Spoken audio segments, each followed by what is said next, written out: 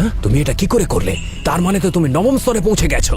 সত্যি তো? ও এটা কোথা থেকে শিখলো? আমি এত বছর ধরে অনুশীলন করেও এটা তো শিখতেই পারলাম না। আমার যখন 10 বছর বয়স, আমি তখন থেকেই পারি। না, এটা সম্ভব নয়। ও নিশ্চয়ই কোন অন্য কৌশল করেছে, আমাদের চিট করছে দাদু। এটা এই ডানবাম লড়াইয়ের কৌশল তো কিয়ান পরিবারের গোপন কথা। পরবর্তী পরিবারের একজন উত্তরসূরি ছাড়া এই জিনিস তো জানার কথা নয়। তার মানে ও এই পরিবারের সদস্য। তোমার কি সেটা মনে হচ্ছে না? এই মেয়েটা দেখছি কিয়ান পরিবারের একজন সদস্য। আমার মনে হচ্ছে পরিবারের পরবর্তী প্রধান। ও 7 বছর বয়স থেকে মার্শাল আর্ট শিখছে। 20 বছরের কঠোর প্রশিক্ষণ। বাবা, ও নিশ্চয়ই ওই পরিবারের কাছ থেকেই এই গোপন বিদ্যা শিখেছে। ওই শয়তানগুলোই ওকে শিখিয়েছে। তুমি আমাকে যা খুশি বলো, আমার মাকে আর পরিবারকে বললে আমি ছাড়বো না। সাবধান, আমি তোমাকে প্রথমে নরকে পাঠাবো অহংকারী মেয়ে। তুমি আমার সামনে তোমার বড়দের আক্রমণ করার সাহস দেখাচ্ছ? মার্শাল আর্ট অসভ্যদের জায়গা নয়। বিচারক হিসেবে স্বজন প্রীতিটা শুধুমাত্র জনগণের প্রতিই নয়, তোমাদের পরিবারের প্রতিও অসম্মান। তোমাদের দেবতা এটাই শিখিয়েছে নাকি? এতটুকু মেয়ে আর এত বড় বড় কথা? তুমি যুদ্ধের দেবতাকে অপমান করছো। শাস্তির জন্য প্রস্তুত হও।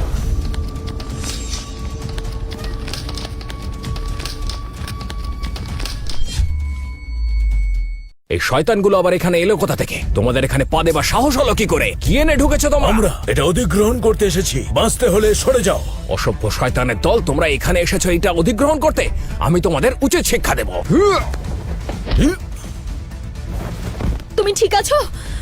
তোমাদের এত বড় সাহস, তোমরা আমার ছেলের গায়ে হাত দিলে? সাবধান, যাস না।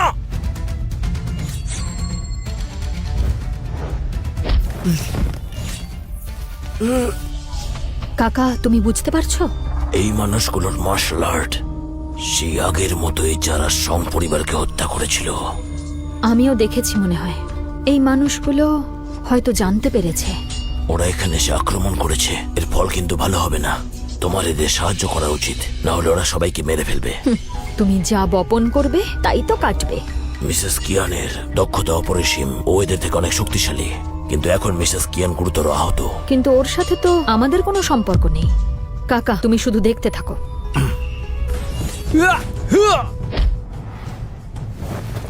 সামলে মা, অসভ্য নিনজার দল।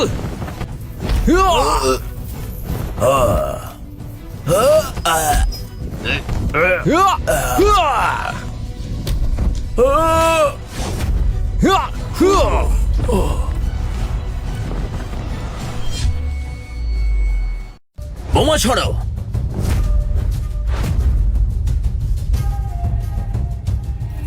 তোমরা কোনোদিনই সৎভাবে মার্শাল আর্ট লড়োনি। চিরকাল তোমরা বিশ্বাসঘাতকতা করেছো। পারলে সৎভাবে লড়ো।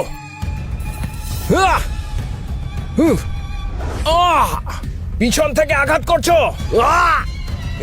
তোমার এখন ওদের সাহায্য করা উচিত। তুমি এরকম ভাবে দাঁড়িয়ে থেকো না। যাও, কি ওদের সাহায্য করো। মিস, যাও। অসভ্য নিনজার দল, আড়াল থেকে এসে আঘাত করছো।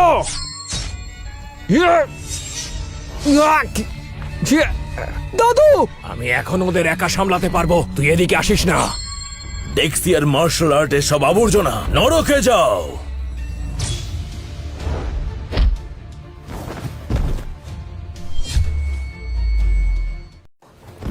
তোর এত বড় সাহস, আমার উপর আক্রমণ করলি? তুমি এসবের মধ্যে নিজেকে জড়িও না। আমি ওদের সামলাতে পারবো। লড়াই করবে? আক্রমণ! বলো, তোমায় কে পাঠিয়েছে? কাপুরুষ কোথাকার। ওরা ডেডপুল, কিন্তু কাজটা করতে ওরা সম্পূর্ণ ব্যর্থ হয়েছে। ওরা যদি এখন ফিরেও যায়, ওদেরকে হত্যা করা হবে। আমি তোমাকে বুঝতে ভুল করেছিলাম মা। তুমি যথেষ্ট দক্ষ। তুমি আমাদের প্রাণ বাঁচিয়েছো, সেই জন্য তোমাকে অনেক ধন্যবাদ। কিয়েন পরিবারের পক্ষ থেকে আমরা তোমার প্রতি কৃতজ্ঞ। আমি আপনাকে একটা সুযোগ দিতে চাই, ভেবে দেখবেন। বাবা, তুমি এসব কি বলছো? আমরা তো... দাঁড়াও, সুপারিশপত্র পাওয়ারও যোগ্য। মিস্টার কিয়ান, কি বলতে চাইছেন? এই প্রতিযোগিতা আগামীকাল, আর এই চ্যাম্পিয়নশিপ বাইরে যেতে দিলে হবে না। চ্যাম্পিয়নশিপ জেতার জন্য আমার নাতি উপযুক্ত নয়। যুদ্ধের ঈশ্বর ওকে শিষ্য হিসেবে গ্রহণ করবেনি। তাই আমি চাই তুমি এই চ্যাম্পিয়নশিপে অংশগ্রহণ করো।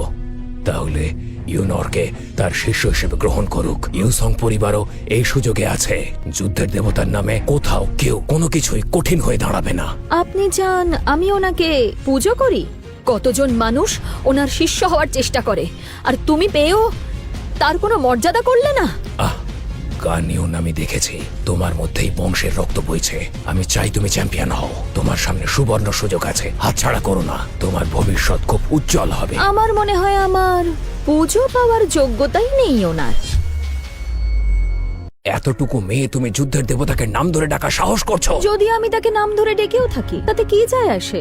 আমার কিছু যায় আসে না। এক্ষুনি মাথা নিচু করে ক্ষমা চাও। তুমি যুদ্ধের দেবতাকে অপমান করছো। অহংকারী মেয়ে, তুমি নিজেকে কি মনে করো? তুমি যুদ্ধের দেবতাকে অপমান করছো? আমার মনে হলো তাই করছি। আমি অনেককে দেখেছি, কিন্তু তোমার মতো অহংকারী আমি কাউকে দেখিনি। তুমি যদি ফ্লেম অর্ডারের মাস্টার হও, তাহলে এই বৃদ্ধ লোকটি কে? জেদ সম্রাট ডেক্সিয়ার 1 নম্বর ব্যক্তি হলেন প্রভু ঈশ্বর। দেবতার সঙ্গে তুলনা করছে। এটা তো আমাদের দেবতাকে অপমান করা হচ্ছে। মিস, এগুলো কি করছো তুমি? এমন কথা বলতে পারো না। দেবতাকে তুমি অপমান করতে পারো না। উনি ডেক্সিয়ার দেবতা। উনি চাইলে সকলকে হত্যা করতে পারেন। কাকা, আমি যা বলেছি সব সত্যি। এখনো সময় আছে। আমি জানি তুমি প্রতিভাবান। আমি তোমাকে একটা সুযোগ দিতে চাই, কিন্তু তোমার কাছে এই দুর্ব্যবহার আমি আশা করিনি। বয়সের তুলনায় তুমি নিতান্ত অসভ্য। তোমার বাবার মতোই তুমি একটি বাজে মেয়ে।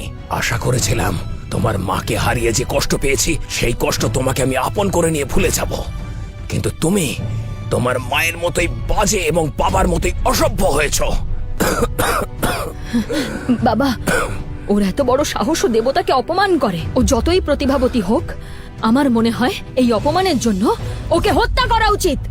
মার্শাল আর্টকে পরিশুদ্ধ করা উচিত। শোনো সবাই, সোং পরিবারের এই অবশিষ্ট আবর্জনাকে দূর করো। সবাই মেরে ফেলো, মেরে ফেলো ওকে। দাঁড়াও তোমরা।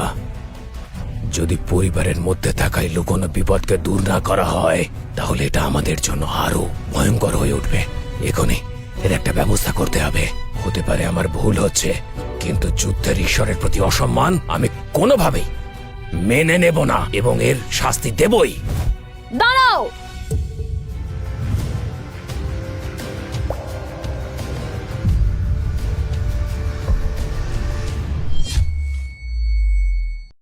আমার আসতে একটু দেরি হয়ে গেল, আমায় ক্ষমা করুন। উঠে পড়ো।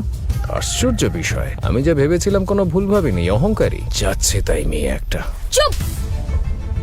অহংকারী, তোমার এত বড় সাহস! তুমি আমার গায়ে হাত তুললে? আমার ছেলের গায়ে হাত দেওয়ার সাহস তোমার হয় কি করে? ও কোন পরিবারের সন্তান তুমি জানো? তোমাকে এই অপরাধের শাস্তি পেতে হবে।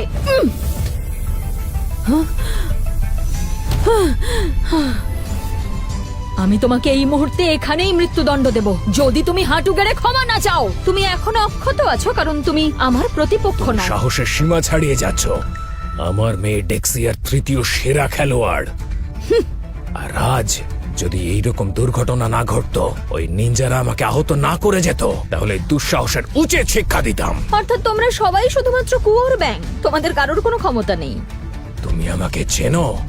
কার সাথে কথা বলছো জানো? আমি হলাম মহান যুদ্ধের দেবতা জিয়া কিয়েং। কি বললে তুমি?